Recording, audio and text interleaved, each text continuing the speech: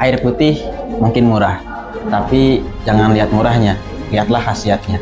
Begitupun dengan evaluasi dakwah, jangan lihat evaluasi dakwahnya, tapi lihatlah perjuangannya.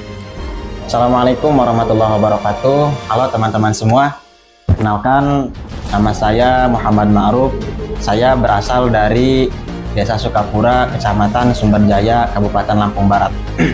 Saya adalah salah satu peserta dari Grand Final Evaluasi Dakwah Semiftahul Huda 407, putusan dari Asrama Khalid bin Walid, Kobong 9. Alhamdulillah, saya masuk ke Pondok Pesantren Miftahul Huda 407 menjadi santri sudah dari 7 tahun yang lalu, yang artinya saat ini saya menempati kelas 3 Sanawi asuhan dari Kiai Abdul Aziz Afandi. Alasan saya mengapa saya bisa mengikuti evaluasi dakwah ini, yang pertama karena saya ingin mencari jati diri saya, kemudian yang kedua karena ini adalah bentuk pengamalan dari apa yang ayah saya amanatkan. Ayah saya pernah berpesan ketika saya ingin dipondokan, jadilah santri yang kreatif dalam arti kata belajar untuk menguasai dan mendalami setiap bidang, baik itu bidang akademis maupun non-akademis. Dan tentunya evaluasi dakwah ini adalah salah satu apa yang ayah saya amanatkan. Kemudian yang ketiga, alasan saya mengapa saya mengikuti evaluasi dakwah ini, karena saya ingin belajar untuk menambah pengalaman. Karena tentunya jikalau nanti memang saya ditakdirkan oleh Allah, saya diamanatkan oleh Allah untuk memimpin umat dan membina masyarakat, saya mampu untuk menjalankan amanah tersebut. Kemudian pesan saya untuk teman-teman semua, teruslah mencari ilmu dimanapun teman-teman berada, bagaimanapun kondisi teman-teman. Sedikit apapun, sesingkat apapun, teruslah mencari ilmu, terkhusus ilmu akhirat, baik itu ilmu dunia maupun ilmu akhirat. Karena di dalam keterangan dijelaskan, man aradad dunya fa'alaihi bil ilmi, wa man aradal akhirata fa'alaihi bil ilmi, wa man aradahuma fa'alaihi bil ilmi. Barang siapa yang menghendaki dunia, maka harus dengan ilmunya. Barang siapa yang menghendaki akhirat, maka harus dengan ilmunya. Dan barang siapa yang menghendaki keduanya juga harus dengan ilmunya. Kemudian saya ingin mengucapkan terima kasih untuk semua pihak, terkhusus untuk kedua orang tua saya yang telah senantiasa menyelipkan nama saya di setiap doanya. Kemudian saya ingin mengucapkan terima kasih kepada murabi saya di Pondok Pesantren Miftahul Huda 407, laulal murabi ma'araf tarabbi.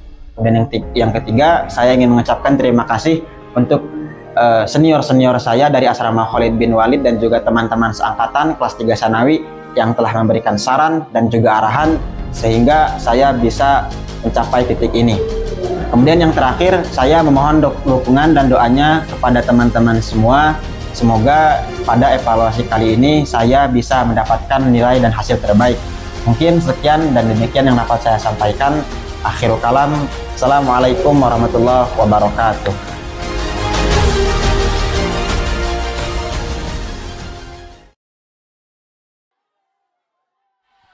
Bismillahirrahmanirrahim. Uhayyikum tahiyyatan islamiyah, tahiyyatan mubarakah, tahiyyatan ya ahlil jannah, mubasyirukum bisadamah. Assalamu alaikum wa alaikumussalam warahmatullahi wabarakatuh.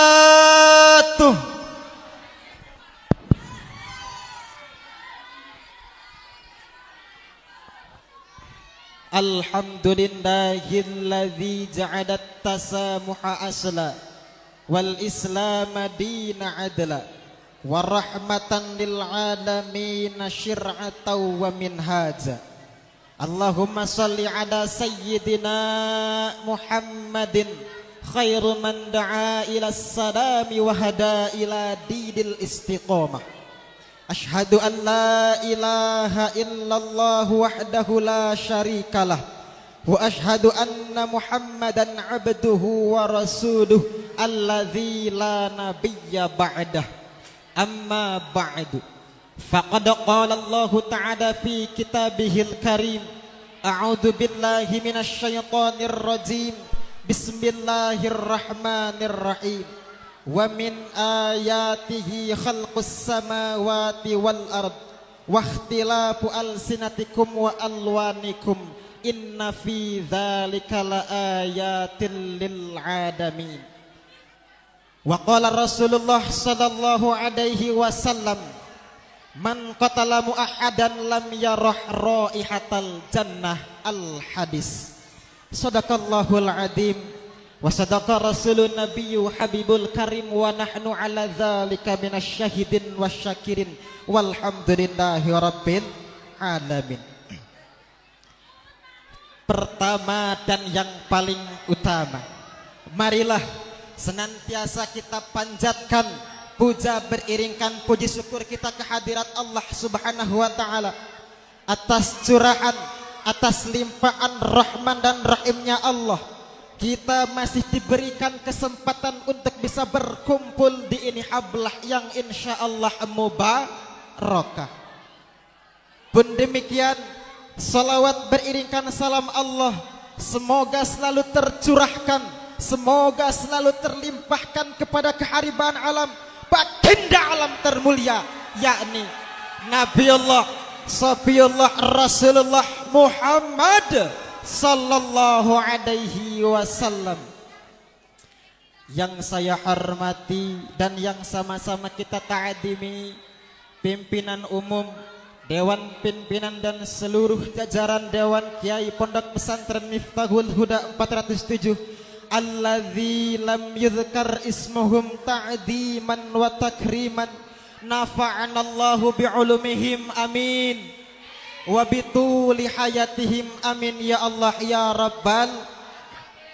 Yang saya hormati dan yang saya ta'dimi Dewan Hakim yang arif dan bijaksana, mudah-mudahan senantiasa ada dalam lindungan Allah Subhanahu wa taala.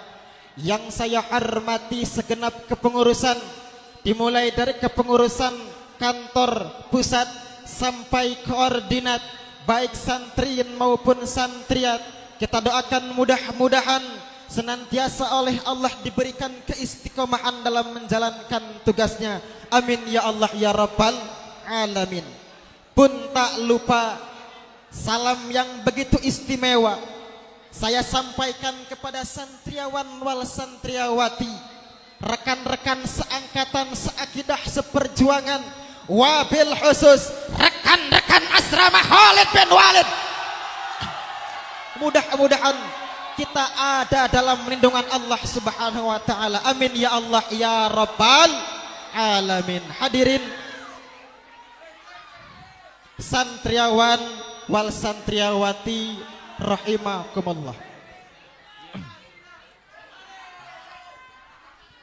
Mantan Presiden Jerman Christian Wolff ketika berkunjung ke Indonesia pada tahun 2011 pernah mengatakan, kami terkesan dengan semboyan Bhinneka Tunggal Ika, sebuah negara demokrasi dengan berbagai macam suku, dengan berbagai macam budaya, mampu hidup berdampingan, bebas memilih agama dan bebas berpendapat. Namun sayang hadirin, kekaguman dunia internasional kepada kita kini hanya tinggal kenangan.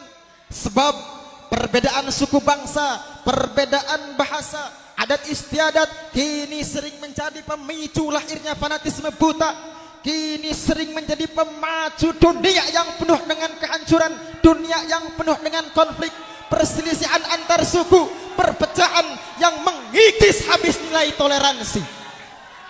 Na'udzubillah summa na'udzubillah ibn dzalik. Oleh karena itu hadirin, pada kesempatan kali ini insyaallah saya akan menyampaikan sebuah materi tentang pentingnya sikap toleransi antar suku bangsa. Hadirin santriawan wal santriawati rahimakumullah. Toleransi atau dalam bahasa Arab disebut dengan at-tasamuh adalah sikap menghargai, menghormati dan menerima perbedaan dalam berbagai aspek kehidupan, baik itu perbedaan pendapat, perbedaan keyakinan, perbedaan agama, budaya maupun kebiasaan.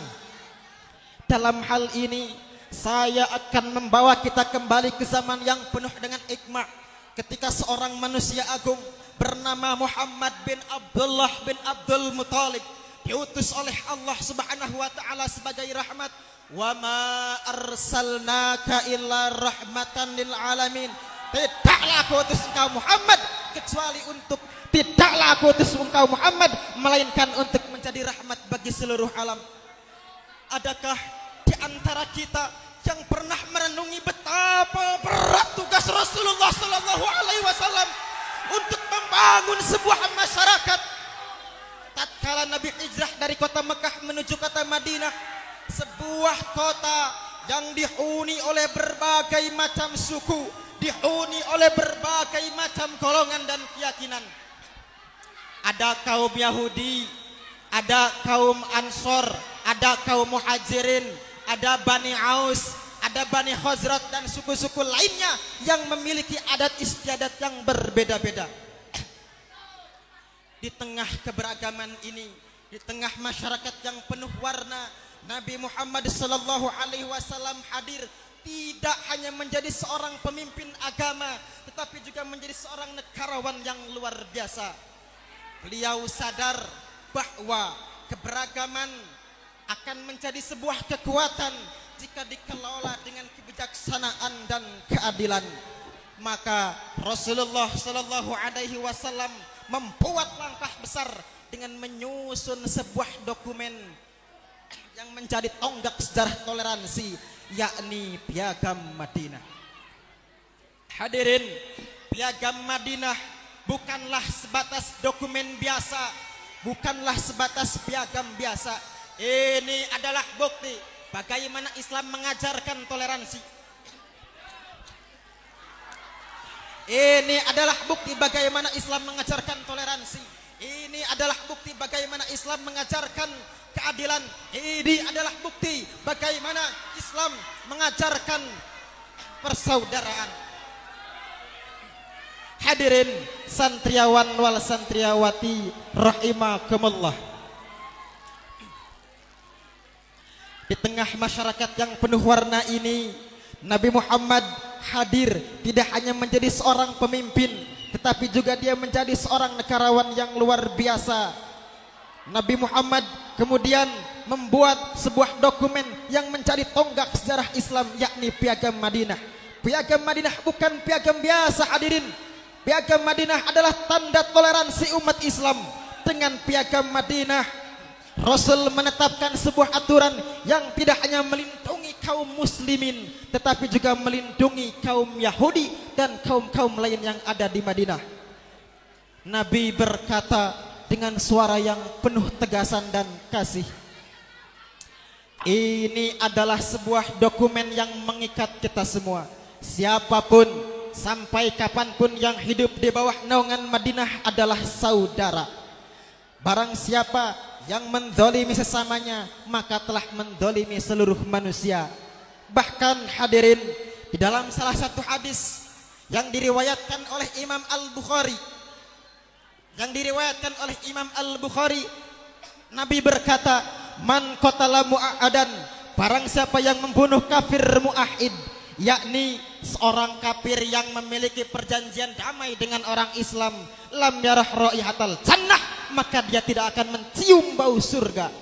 Wa in rihahatu jadain masirah, padahal aroma surga dapat dirasakan arba'ina amah, sejauh 40 tahun perjalanan. Jika Rasulullah mampu menyatukan hati yang berserakan 14 abad yang lalu, lantas mengapa hari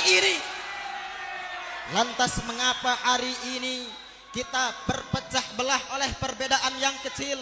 Lantas mengapa kita membiarkan kebencian memakan cinta dan prasangka menghancurkan persaudaraan?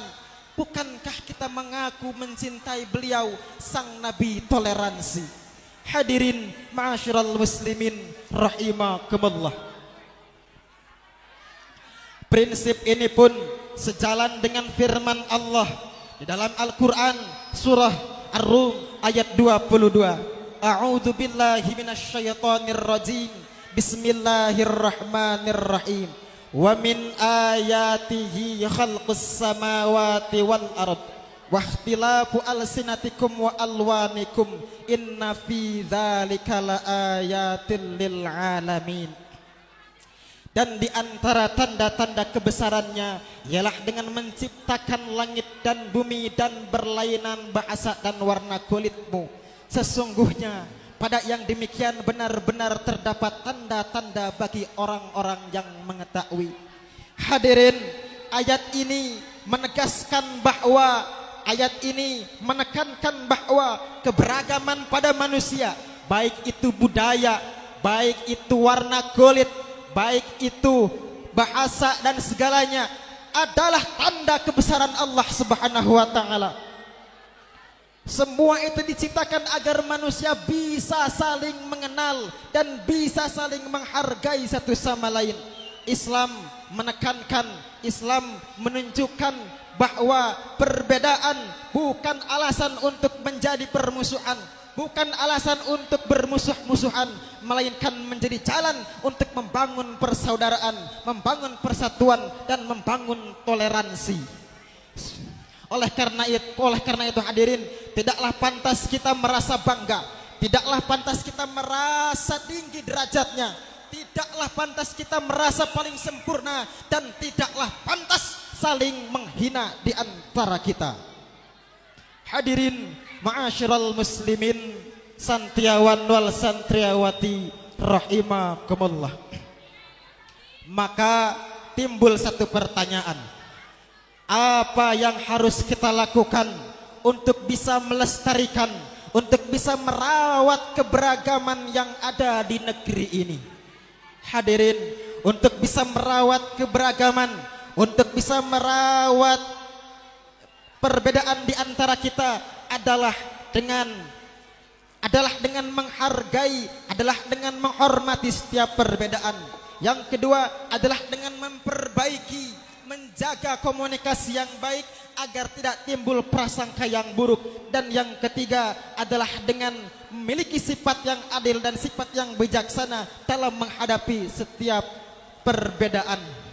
Hadirin santriawan wal santriawati rahimakumullah, dari awal sampai akhir, dari atas sampai bawah, bisa saya tarik kesimpulan bahwasanya keberagaman bukanlah penghalang untuk persatuan. Keberagaman bukanlah penghalang persatuan, melainkan kekayaan yang harus kita kelola dengan toleransi dan rasa saling menghormati. Mungkin demikian yang dapat saya sampaikan. Akhirul kalam, wassalamualaikum warahmatullahi wabarakatuh.